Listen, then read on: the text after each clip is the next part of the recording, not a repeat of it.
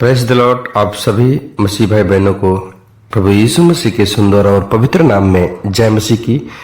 मेरे दोस्तों, आज का पवित्र दिन परमेश्वर ने एक दिन आपके जीवन में और हमारे जीवन में और बढ़ा दिया है। इसके लिए हम परमेश्वर का धन्यवाद करते हैं। मैं आपके सामने आपका दोस्त एक नया सब्जेक्ट को लेके आया है और इस सब्जेक्ट को हम गहन से अध्ययन करेंगे। उस सब्जेक्ट का नाम है मनुष्य के लिए जीवित रहने के 4 कारण। और आज हम सभी लोग इसी सब्जेक्ट पे बातें करेंगे कि हमें प्रभु यीशु मसीह पे विश्वास करते हैं तो जीवित रहने के 4 मुख्य कारण बाइबल से क्या है। उस संदेश को आज हम देखेंगे और उसे फॉलो भी करेंगे। तो आइए चलते हैं वचनों में। मेरे प्रिय दोस्तों, जीवित रहना संसार का हर एक मनुष्य चाहता है। यहाँ तक कि जीव जंतु भी जीवित रहना चाहते हैं, वो अपने प्राण को भी बचाना चाहते हैं। वैसे हम मनुष्य जाति के लोग भी हैं। हम सभी लोगों को जीवित रहना है। अपने जीवन में समस्या परेशानी आने से हम घबराने लगते हैं और जीवित रहने के लिए सुसज्जित जीवन जीने के लिए हम सभी लोग कंटिन्यू प्रयास करते रहते हैं। अगर हम सभी भाई बहनों को जीवित रहना है तो हम सभी लोगों को यह 4 काम करने पड़ेंगे। तो आइए चलते हैं उस वचन को देखते हैं जो प्रभु यीशु मसीह के पवित्र बाइबल में लिखा हुआ हमारे लिए संदेश है। यह जो वचन लिया गया है इब्रानियों की पत्री 10 अध्याय के 38 आयत से। मेरे प्रिय दोस्तों, लिखा है, और मेरा धर्मी जन विश्वास से जीवित रहेगा, और यदि वह पीछे हट जाए तो मेरा मन उससे प्रसन्न न होगा। हालेलुया।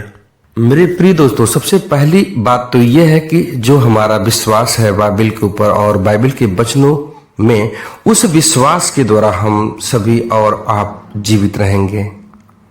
अगर आप उस विश्वास में गिर जाते हैं जो परमेश्वर की महिमा में बना है, तो परमेश्वर हमारा यीशु मसीह यहोवा परमेश्वर जो नीला आसमान में रहने वाला परमेश्वर है, वो हमसे प्रसन्न नहीं होता है। मेरे प्रिय दोस्तों, हाँ, अगर आप विश्वास के साथ जीवित हैं तो परमेश्वर की महिमा को कीजिए, ना कि सांसारिक अभिलाषाओं में पड़े रहिए।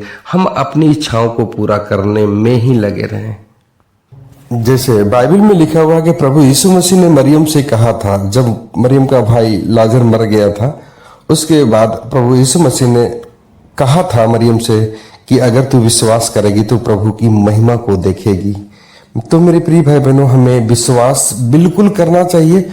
और विश्वास अगर आप करते हैं तो आप अपने जीवन में प्रभु की इच्छाओं को फॉलो कीजिए, प्रभु की इच्छाओं को अपने जीवन में लागू कीजिए। प्रभु की जो इच्छा है आप उस इच्छाओं पे बने रहिए। उस प्रभु के हर एक नियम और कायदे में आप अपने जीवन को बिताइए। प्रभु का जो संदेश है उस संदेश को अपने जीवन में रखिए और लोगों के बीच में बांटिए। प्रभु ने जो आपको सिखाया इस बाइबल के माध्यम से, आप उसे कंटिन्यू प्रॉपर करते रहिए। ये होता है विश्वास में बने रहना। विश्वास में बने रहना का मतलब नहीं कि हम अपने जीवन के लिए कुछ भी करते जाएं संसार में, ऐसा नहीं है, वो बाइबल के खिलाफ है। मेरे प्रिय दोस्तों, तो प्रभु की इच्छाओं पे जो इंसान बना है वो विश्वास में बना है।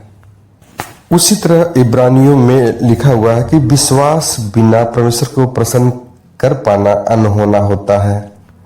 क्योंकि जो परमेश्वर के पास आते हैं उनको यह विश्वास होना चाहिए कि वो हमारा जीवित परमेश्वर है और वह लोग परमेश्वर के खोजी होते हैं तो परमेश्वर उनसे प्रसन्न होता है। तो सबसे पहली बात यह है कि हम विश्वास के द्वारा जीवित रह सकते हैं और धर्मी जन की प्रार्थना परमेश्वर को भली भांति अच्छी लगती है। तो ये पहली बात हो गई। बाइबल में एक और उदाहरण है, जैसे थोमा ने प्रभु यीशु मसीह को देखने के बाद विश्वास किया, उनके पंजर में उंगली अपना डाल के देखा और तब जाके विश्वास किया। तब प्रभु यीशु मसीह ने कहा, यूहन्ना 20 के 29 आयत में लिखा है, यीशु मसीह ने कहा, तूने मुझे देखकर विश्वास किया, धन्य है वे लोग जो बिना देखे विश्वास करेंगे। मेरे प्रिय दोस्तों, हम प्रभु यीशु मसीह को बिना देखे विश्वास करते हैं और यही कारण है कि हम जीवित हैं। और दूसरी बात है कि हम आज्ञा का पालन हमें करना चाहिए और आपको भी, हम सभी को प्रभु परमेश्वर की आज्ञाओं को पालन करना चाहिए। और हम उसे देखेंगे नीति वचन 7 अध्याय में लिखा है, मेरी आज्ञाओं को मान इससे तू जीवित रहेगा और मेरी शिक्षा को अपनी आंखों की पुतली जान। आमीन। मेरे प्रिय दोस्तों, परमेश्वर की आज्ञा को हमें मानना जरूरी है। अगर परमेश्वर हमारा कहता है कि तू पाप मत कर, तो हमें पाप नहीं करना चाहिए। और कहता है क्रोध मत कर, तो हमें क्रोध भी नहीं करना चाहिए। कहता है घमंड मत कर, तो हमें घमंड भी नहीं करना चाहिए। परमेश्वर जो हमें रोकता है, आज्ञा देता है कि आप यह ना करो, तो हमें नहीं करना चाहिए। अगर हम परमेश्वर की आज्ञाओं को नहीं मानते हैं तो उसको बोलते हैं परमेश्वर अनाज्ञा। इससे हमारा परमेश्वर क्रोधित होता है। मेरे प्रिय दोस्तों, जब इसे परमेश्वर की अनाज्ञाकारी, जो परमेश्वर को भाता नहीं है, उसे हम छोड़ देते हैं, तभी हम परमेश्वर के करीब बने रहेंगे और परमेश्वर की महिमा को देख पाएंगे। बाइबल में बहुत प्रकार की आज्ञाएं परमेश्वर ने हमें दी है और आपको भी दी है, ताकि हम उसे फॉलो करें और जीवित रहने का उपाय बना लें। मेरे प्रिय दोस्तों, जब हम परमेश्वर की सभी आज्ञाओं को मानते हैं तब हम धर्मी गिने जाते हैं। अब जब हम धर्मी गिने जाते हैं तो जीवित रहने का वजह बन जाता है। जैसे आप उत्पत्ति की पुस्तक में देख सकते हैं कि परमेश्वर ने आदम और हव्वा को सभी वृक्षों के फल को खाने के लिए अलाउ किया था, लेकिन बीच में 3 वृक्ष ऐसे थे जिन्हें परमेश्वर ने मना किया था कि न खाओ, लेकिन वह शैतान के बहकाने से उस वृक्ष के फल को खाया, मतलब परमेश्वर की आज्ञाओं को तोड़े, तो उनके जीवन में मृत्यु आई। जब हम परमेश्वर की आज्ञाओं को नहीं मानते हैं तो ही हमारे जीवन में परेशानियां बढ़ती हैं। Praise the Lord. और यह तीसरी आज्ञा है, नीति वचन 4 अध्याय के 20, 21 और 22 में लिखा हुआ है, हे मेरे पुत्र, मेरे वचन ध्यान करके सुन और अपना कान मेरी बातों पर लगा। इनको अपनी आंखों की ओर न होने दे, वरन अपने मन में धारण कर, क्योंकि जिनको वे प्राप्त होती हैं वे उनके जीवित रहने का और उनके सारे शरीर के चंगे रहने का कारण होती हैं। आमीन। मेरे प्रिय दोस्तों, पहली बात परमेश्वर की आज्ञा, दूसरी विश्वास और तीसरा बात है कि वचन। जब परमेश्वर के वचन को हम सुनेंगे और उस पर विश्वास करेंगे तो उस वचन को सुनकर विश्वास करने वाले कर्म पे हम अपने आप को जीवित रख पाएंगे। ये तीसरी बात है कि परमेश्वर में हमें जीवित रहने की ये कारण है कि हमें उस पर विश्वास करना पड़ेगा और परमेश्वर के वचनों को सुनना पड़ेगा और अपने जीवन में फॉलो करना पड़ेगा। मेरे प्रिय दोस्तों, जैसे हम अपने इस शरीर को जीवित रखने के लिए, तंदुरुस्त रखने के लिए, फिट रखने के लिए सुबह, दोपहर, शाम और रात्रि में कुछ नाश्ते पानी, भोजन, फल ये सब लेते रहते हैं कि हमारा शरीर जीवित रहे, उसी तरह अपने आत्मिक जीवन को, आत्मा को जीवित रखने के लिए और हमें परमेश्वर की उस आज्ञाओं को अपने जीवन में, परमेश्वर के उस वचनों को अपने जीवन में रखना बेहद ही जरूरी है। जब बच्चों को प्रभु यीशु मसीह प्रार्थना सिखा रहे थे तो उन्होंने कहा था कि हमारी प्रतिदिन की रोटी आज हमें दे। मेरे प्रिय दोस्तों, तो यह सब जैसे शरीर को जीवित रखने के लिए हम रोटी खाते हैं, वैसे आत्मा को भी जीवित रखने के लिए उसे जीवित रखने के लिए हमें परमेश्वर की उस आज्ञाओं को और वचनों को भी अपने जीवन में प्रतिदिन खाना पड़ेगा। परमेश्वर का वचन, जिससे हमें एक अच्छी जीवन, अनंत काल का जीवन मिल सके, क्योंकि लिखा हुआ है कि जिनको ये प्राप्त होती हैं उनके लंबे समय तक जीवित रहने का मुख्य कारण होती हैं। तो मेरे प्रिय दोस्तों, इन बातों को हम अपने जीवन में लागू करें और परमेश्वर के उस आत्मिक जीवन को जो परमेश्वर हमें देना चाहते हैं, अनंत काल का जीवन, उसे हम पकड़ के रखें, वह भी आप विश्वास के द्वारा।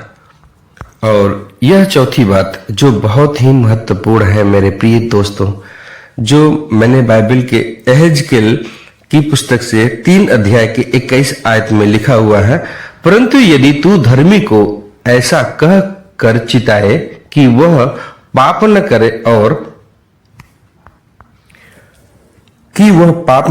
और वह पाप से बच जाए, तो वह चितौनी को ग्रहण करने के कारण निश्चय जीवित रहेगा और तू अपने प्राण को बचाएगा।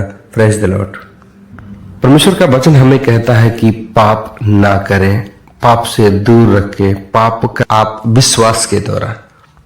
वचन हमें कहता है कि पाप ना करें, पाप से दूर रखें, पाप करने वालों की संगति से बचे, तो उससे हमें जीवित रहने का परमेश्वर की आज्ञाओं के हिसाब से एक नया आदेश है, और इस आदेश को हम अगर पालन करते हैं अपने जीवन में, तो जीवित रहने का एक मुख्य कारण यह भी है कि हम पाप न करें। और उन सभी चीजों में पाप न करना सबसे बड़ी आज्ञा है परमेश्वर की। और इस पाप करने वाली आज्ञाओं से जो लोग पाप करते हैं उससे परमेश्वर घृणा करता है। और हमारा परमेश्वर, नीले आसमान में रहने वाला परमेश्वर, हमें पाप करने के लिए मना करता है, वह उससे सख्त नफरत करता है। तो मेरे प्रिय दोस्तों, आज का यह संदेश है कि ये 4 मुख्य कारण है हमें परमेश्वर में, प्रभु यीशु मसीह में जीवित रहने का। तो हम इन 4 कारणों को अपने जीवन में अप्लाई कर लें जो परमेश्वर ने हमें आज्ञा दी है। और उस आज्ञाओं से जब अगर हमें जीवन मिलता है तो उस आज्ञा को अपने जीवन में हमें फॉलो करना चाहिए, ताकि हमारा परमेश्वर जिसने हमें बनाया है, आपको बनाया है, उसे खुशी मिले। अपने पुत्र, अपने बच्चों को देख के हमारा नीले आसमान में रहने वाला परमेश्वर आनंदित रहे। तो प्रेज द लॉर्ड। इन्हीं वचनों के साथ मैं अपने आप को विराम देना चाहता हूं, लेकिन छोटा सा प्रार्थना करते हैं। सर्वशक्तिमान दयालु पिता परमेश्वर, आज का पवित्र दिन दिखाने के लिए अपनी सहायता और मदद की धन्यवाद करते हैं पिता। यह आपका पवित्र वचन है, और इस वचन को जितने भाई बहन सुन रहे हैं पिता, उन सभी भाई बहनों के जीवन में मैं यीशु मसीह के नाम से आशीष बोलता हूं। उनके जीवन की हर एक बीमारी, हर एक पाप, हर एक बुराई, हर एक प्रकार की शैतान की शक्ति यीशु मसीह नासरी के नाम से रिजेक्ट होने पाए। पिता परमेश्वर, इस वचन के द्वारा जितने भाई बहन ने इस वचन को सुना, आप उनके जीवन में आशीष की बारिश होने पाए, उनका जीवन बदलने पाए, और वह भी आपके इस पवित्र वचन को अपने जीवन में रख के अपने आप को आगे बिताने पाए। प्रभु यीशु मसीह के नाम में दुआ मांगते हैं, आमीन। तो मेरे प्रिय दोस्तों, आज का यह वचन अभी समाप्त हुआ। मिलते हैं हम आपको नए अध्याय में।